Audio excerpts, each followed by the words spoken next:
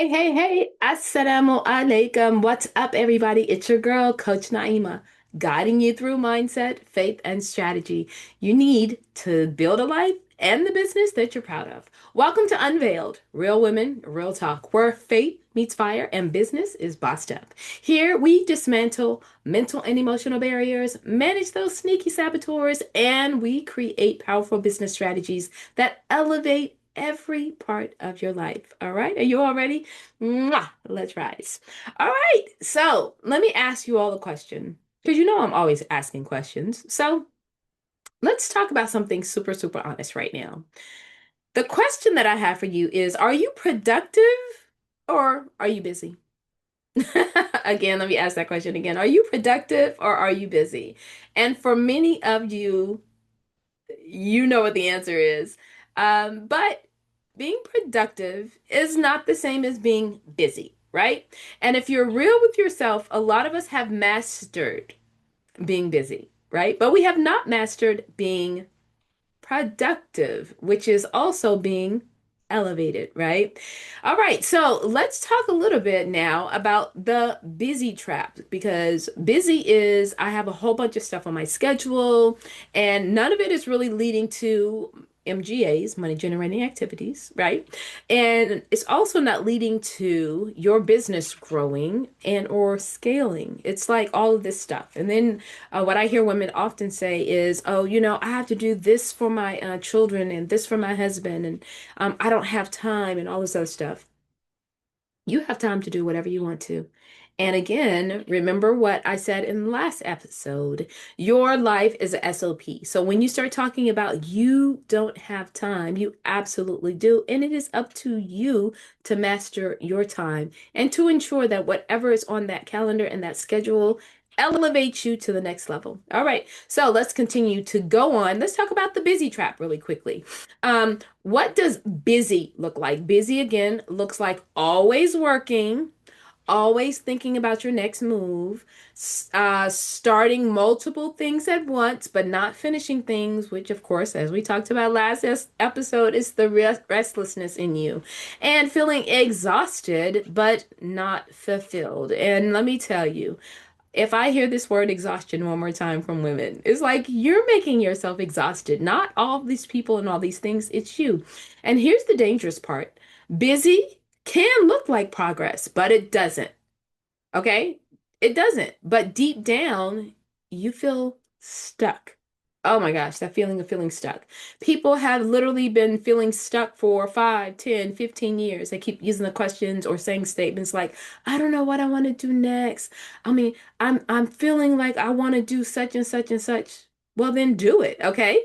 So let's talk about the elevated difference. Now, the elevated difference. What does elevated look like? Well, an elevated Muslima moves with intention, not urgency. She prioritizes what actually matters, not what's on the calendar for everybody else, and even for her own self outside of her business, but what really actually matters, right? She protects her peace.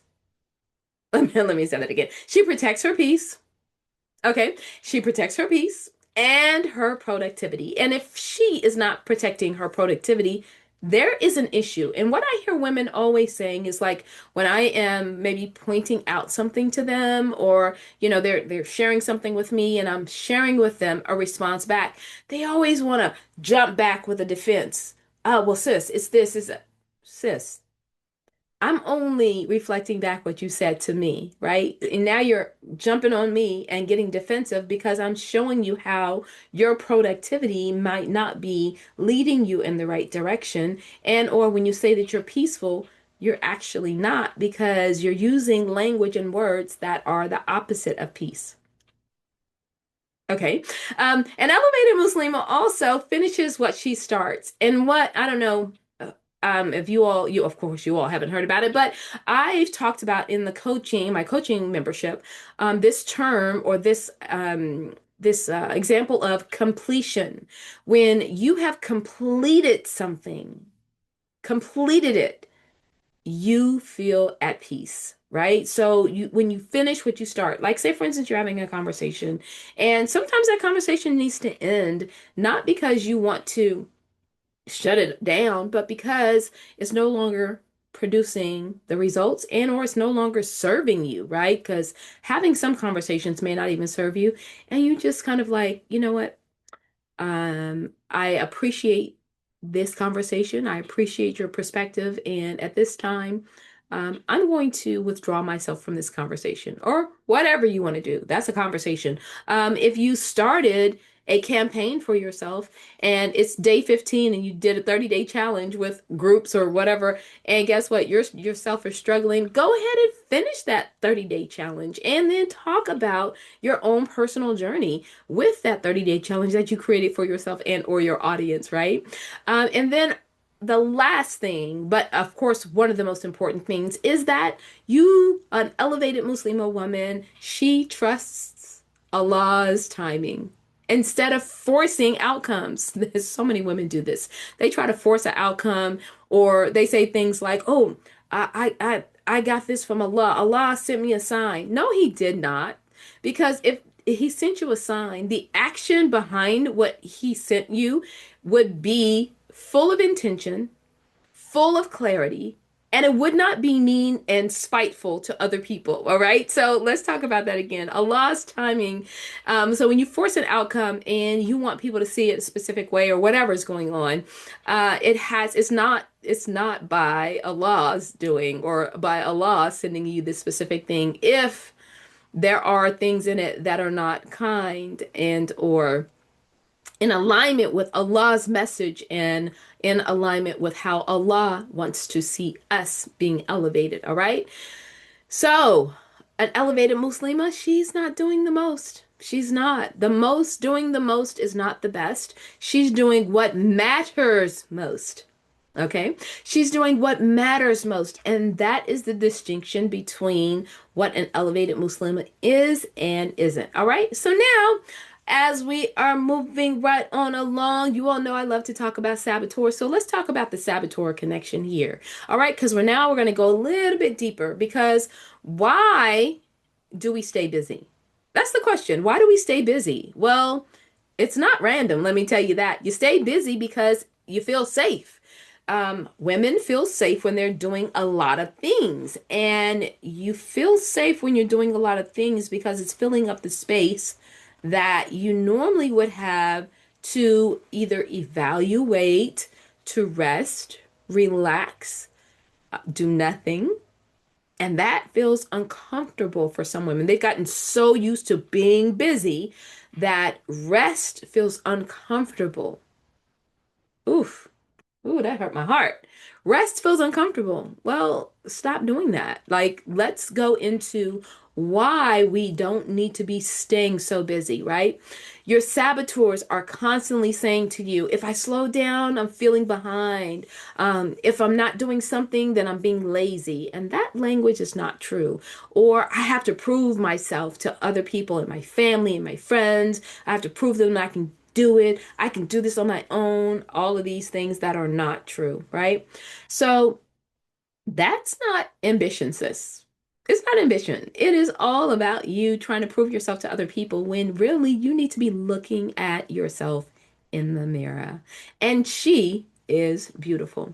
She needs rest. She needs relaxation. And the one thing I want to last talk about is that rest and relaxation is a part of loving yourself. The less you do, the less it's showing you about how you show up and love yourself. And in turn, how you love yourself is how you love others. Okay, so we want to make sure that we're getting enough rest, loving ourselves first, so that we can love others in a much better way.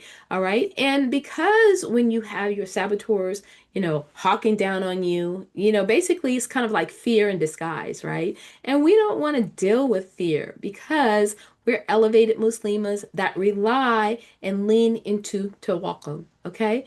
And this is exactly why when you lean into fear, you experience burnout. But when you lean into tawakkul, you experience peace and alignment, all right? Ah, I love that part. Okay, so now let's do a little bit of faith reframing. Okay, let's bring this back to faith. Why? Because Allah does not reward burnout. Let me tell you that you're not getting a reward for being burnt out and getting sick. And remembering that exhaustion is almost like oppression because you're oppressing yourself. You're not getting the proper amount of sleep. You're not getting the proper amount of rest, which probably in turn means you're not eating properly. Then your knees start hurting, legs start hurting. And let me tell you, as I've said all the time, the body keeps the score. So when all of these ailments in your body start showing up, and I don't know why my back is hurting, and I don't know why I'm having chest pains, and I don't know this, and I don't know this, and all these things start cropping up, you best believe it's your body saying, girl, we're doing too much. Okay. So you need to be relying on those signs because really that's Allah's way of sending you a sign saying, this needs to change. Right. And again, Allah does not reward burnout, but He rewards intention, He rewards obedience, and He rewards trust. All right.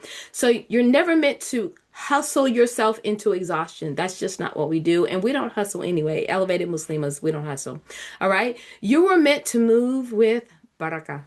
And that is so beautiful when you're meant to move with barakah. And barakah doesn't come from doing more, it comes from doing less. All right. So, not just less, but it comes from also doing what is aligned, of course, you know. So we less as a well, yeah, I'm gonna leave that as that. Doing less. Less is more, right? When you do less, you get more. All right. So now let's go into elevation. How do we shift? I want to start asking you the question so that you can start asking yourself this question. Is this aligned? Whenever you get ready to do something, ask yourself, is this aligned? Is it aligned with your future self, the woman you want to be? And is it aligned with what you want for your future and your legacy? Or is this just busy work? Am I just staying busy? What's the question? What's the question? Is this aligned or am I just being busy?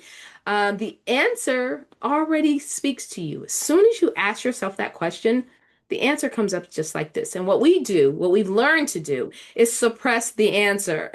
We love to suppress the answer because then we don't have to hold ourselves accountable. And we're no longer doing that. We're becoming elevated. So before you say yes to anything, friends, family, coworkers, whoever, neighbors, whatever, before you say yes to anything, you need to ask yourself, is this in alignment? Before you do any task, ask yourself, is this in alignment? Before you overwhelm yourself, because you're the one that's overwhelming yourself. No one else is overwhelming you. You are overwhelming you. Ask yourself, is this in alignment? Right? And just sit there with it. Is this in alignment? Or is this just busy work? And if it's in alignment, it's going to feel positive, peaceful, open, all of those beautiful sage things that you experience when you're not in saboteur mode. All right.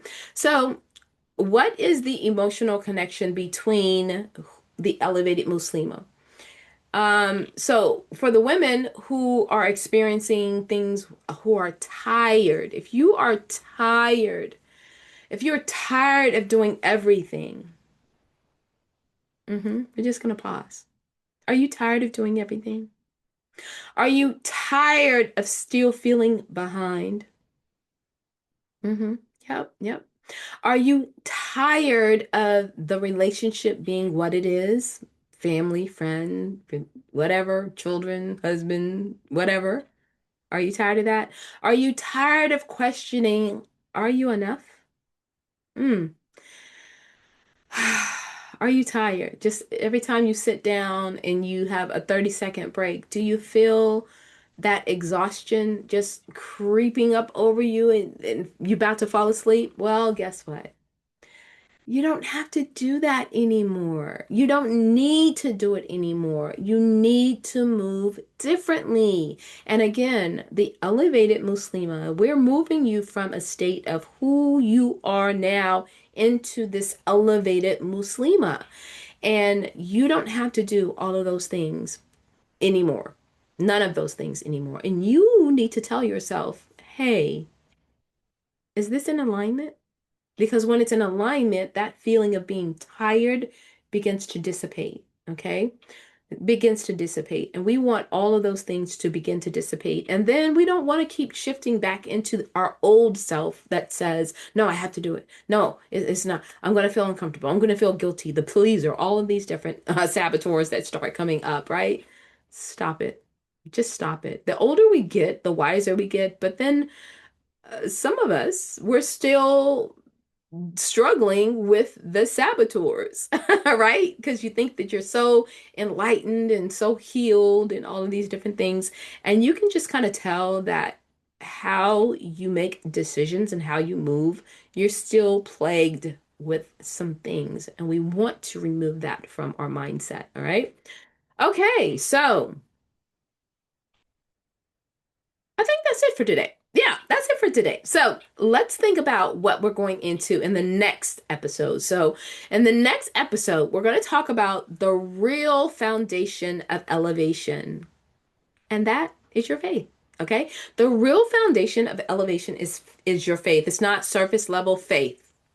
It's not, I want to be a Muslim, but I want to date a gangster. It's not, I want to be a Muslim, but I want to dress how I want to dress. It's not, I want to be a Muslim, but I want to do whatever I want to do when I want to do it because Allah knows my heart. It's not, I want to be a Muslim, but I can drink when I want and it's okay to drink. Or I want to be a Muslim, but I want to curse all the time and I want to hang out in the club. No, it's none of that. It's not surface level faith. Let me tell you, faith is exhibited on the outside. It's seen. People can see your faith. Why? Because Rasulullah sallallahu alaihi wasallam said that, in Islam, modesty and faith are a pair like this. When one goes down, the other goes down. And women, we refute this all the time, but it is absolutely true because Allah can see, and people on the outside can see, right? So when your faith goes down, so does your modesty. We have to be careful of this. And modesty is, again, not just in how you're dressing, but also how you're showing up with your words, your actions, how you treat other people. There is modesty even in that. So let's think about, man, let's talk about again next episode, the real foundation of elevation. And it starts with your faith, and it's not surface level. We have to get past the surface level, but it's the kind of faith that anchors you in your decisions, in your business, in your identity. It anchors you in your identity. Your faith should anchor your identity. All right. Oof, I can't wait until next episode because it's gonna be juicy. All right, everybody. So if today's episode spoke to you, come on and get closer. You know I love to get closer. All right. And share this with one, two, or three of your sister friends, mothers, aunties, grandparents, whatever. Any woman who's looking to be elevated. So also, I want to invite you to join the Muslimah, the Bossed Up membership inside of the Lady Khadijah Institute, right? So join the Life and Business Coaching membership. You can go to my website, www.ladykhadijahinstitute.com, click on courses, and click on that Bossed Up Business membership. Why? Because we have coaching calls every week. So this is not just about like doing a course and it has AI in it, but doing a course that helps you to elevate your business, but it also helps you to maintain that elevation, maintain that accountability with other people in the community. And let me tell you, sis, it can't be matched. Can't be matched. It's super exciting. And also, don't forget to subscribe and or be a part of our womb group, Woman Own $1 Million Business on Facebook. Okay? And you'll be able to also follow me my personal page, Haja Naima Mwenda Abdullah, and or any of the Lady Khadijah Institute socials, so we can stay connected throughout the week. All right, so let's close on out, and remember, may your faith stay strong and your fire stay lit. So until next time. Assalamu alaikum wa rahmatullahi wa barakatuh. Peace out.